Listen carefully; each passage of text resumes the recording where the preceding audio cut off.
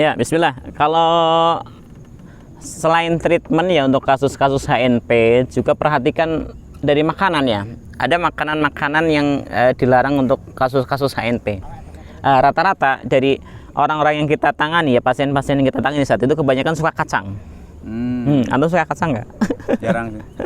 Jarang. Tapi kebanyakan pasien-pasien yang HNP dari ABU itu banyak suka kacang. Mau kacang panjang, mau kacang tanah, mau kecap, kedelai, konsumsi kecap sering, sering. Kecap enggak suka. Paling tahu ya. Tahu. Lah ini. Jadi untuk kasus HNP perhatikan juga dari makanannya. Makanannya itu tidak boleh makanan-makanan yang menjadikan darah itu menjadi beku. Ya, darah itu menjadi kental. Seperti kasus asam urat, mirip seperti itu pantangannya. Pantangan HNP dari makanan itu hampir mirip dengan pantangan orang yang asam urat. Kenapa? Ketika terjepit, harusnya kan darah itu ngencer, maka tidak akan sakit. Tapi ketika kejepit, darah itu panas, tidak akan sakit. Tapi ketika kejepit, darah itu dingin, maka lebih sakit. Nah ini suka kacang, suka jeroan, gitu, suka kacang panjang. Oh ini sini ya, biasanya sini kan. Ini yang lagi lapar. Ini yang lagi lapar. Ya datang lagi. Ini otak-otak namanya. Otak-otak itu dibikin dari ikan. Pelayanannya dari Jakarta. Ya ini pelayannya dari Tangerang, masya Allah. Masih bujang lagi. Nah ini otak itu bikin dari ikan. Kalau ikan untuk kasus HNP bisa nggak? Boleh. Tapi kalau jeroan itu kurang bagus karena ikan itu mengandung elektrolit sehingga bisa mengencerkan darah. Ini.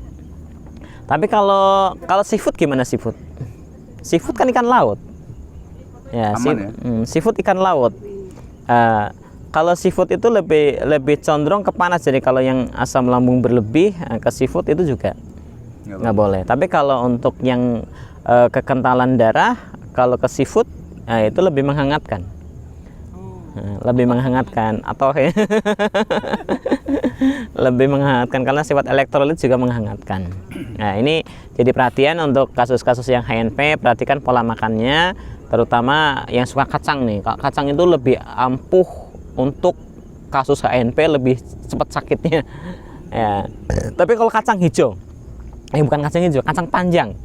Ya, kacang panjang itu untuk airnya itu untuk kasus HNP masih bisa, dan itu membantu mengencerkan zat. Rebusannya kacang panjang, tapi bukan kacang panjang yang dimakan.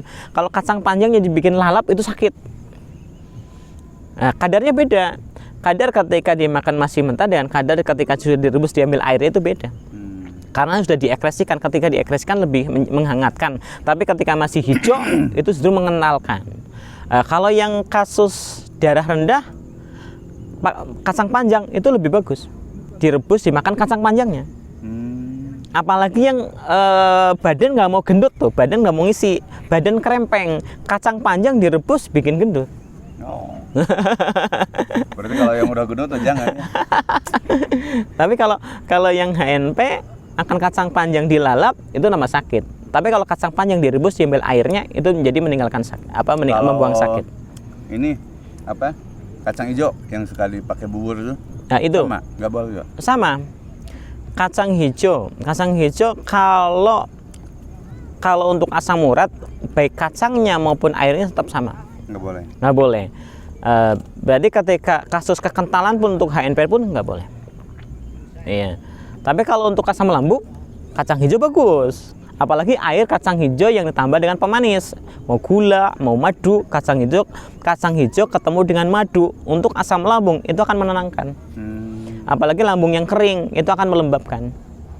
Nah, ini makanya zaman dulu kalau ada orang sakit rata-rata pertama kasih bubur kacang hijau. Kenapa? Kalau orang zaman dulu penyakitnya lambung. Kenapa? Kurang makan. Gitu. Kalau dulu kurang makan, lambungnya itu belum terinfeksi. Tapi kalau hari ini penyakit lambung penyakit terinfeksi. Kenapa? Karena banyak makan olahan. Nah ini olahan. Bismillah. Ini Ini contoh makanan yang kurang sehat. Tapi enak ya.